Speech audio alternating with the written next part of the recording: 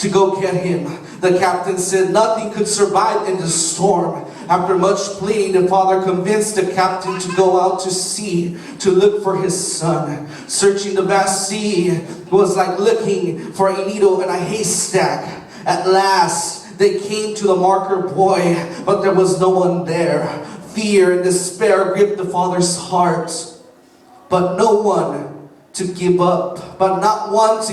He asked the captain to go a little bit farther out. The captain reluctantly consented to go to just one more buoy. As they neared the next buoy, hopelessness surrounded the crew of the ship. As they drew near the buoy, there was no sign of life, and the waves twisted that buoy around, and then a small hand could be seen holding on to the buoy. After the small boy was safely aboard the ship, the captain asked him, "How did you manage to hold on so long?" And the young boy answered, "My dad said to hold on, that he will come back for me." I'm here to say this morning that sometimes it may seem that life's a mess, that there may be a storm around you. You may seem shipwrecked, but God is saying to you today to hold on. You might be going through a tough time in your life. You might see that these rivers, this storm yourself that you're going through seems to be overflowing you. Perhaps you're going through a fiery trial and it feels like the fire is about to consume you. But Isaiah 43 verse 2 says, "When thou passest through the waters, I will be with thee, and through the rivers thou shalt not overflow thee. When thou walkest through the fire, thou shalt not be burned, neither shall the flame kindle upon thee." I'm here to say, God's with you through those rivers that seem to be overflowing you. They won't overflow you. Though you're going through that fiery trial, that fire won't consume you. God is telling you this morning, hold on. Don't give up. God wants us to know that it's not over until He says it's over. That means if you're here this morning, God has a purpose for you this morning. That means God isn't done with your life yet. If you committed something wrong, that means that you're still here. That means God ain't done with you. Hold on. We have perfect examples all over the Bible of people that held on. We have a perfect example of Job. In Job 1, verse 13 through 20, we see a very interesting thing that happens to Job. There was a day when his son and his daughters were eating and drinking wine in their eldest brother's house. There came a messenger unto Job and said, the axes were plowing and the asses beating beside them, and the Sabians fell upon them and took them away. Yea, they have slain the servants with the edge of the sword, and I only am escaped alone to tell thee.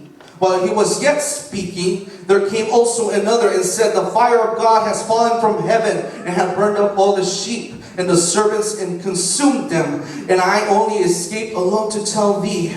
While he was yet speaking, there also came another and said, the Chaldeans made out with 3 bands, and fell upon the camels and carried them away, yea, and slain the servants with the edge of the sword. I only am escaped alone to tell thee. While yet he was speaking, then also came another and said, thy sons and thy daughters were eating and drinking wine in their eldest brother's house, and behold, there came a great wind from the wilderness, and smote the 4 corners of the house, and fell upon the young men, and they are dead.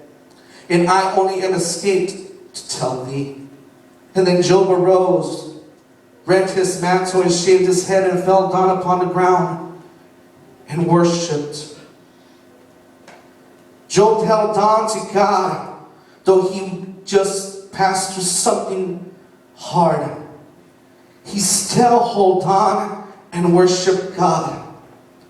Now I want you to imagine Job's situation here. He had all of this and lost it all in one day. A lifetime's work. Imagine yourself, Job. How long did it take him to have so much wealth? All those animals, the servants. A lifetime's work. All things that weren't acquired in one day. This probably took Job most of his lifetime to gain. And all of it was lost in one day. Everything he had built up to that day was lost. The question today is, would many of us held on to God if something like that happened in our life? But yet Job held on to God. Even later on when his flesh was afflicted, we see in Job 19, verse 26 and 27, though after my skin worms destroy this body, yet in my flesh will I seek God, whom I shall seek for myself, and mine eyes shall behold, and not another. Though my reins be consumed within me, though his flesh was afflicted, he still held on to God. Job knew who he was trusting on. Job knew who he was relying on. He was trusting on the Most High God. And in Job chapter 1, he clearly says in verse 21, and said, naked come I out of my mother's womb, and naked shall I return thither. The Lord gave, and the Lord hath taken away. Blessed be the name of the Lord. He still blessed the name of the Lord, even though the Lord took everything from him. He still glorified God.